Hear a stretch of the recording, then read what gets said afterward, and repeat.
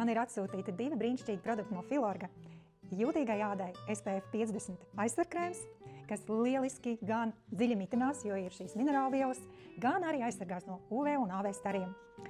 Savukārt šī ir maska, tā ir jau revitalizācijas maska, kas jau dziļākajos ādas slāņos novada šīs aktīvās sastāvdaļas, lai āda būtu gan tvirta, gan mitrināta, faktiski tieši tā atjaunotos.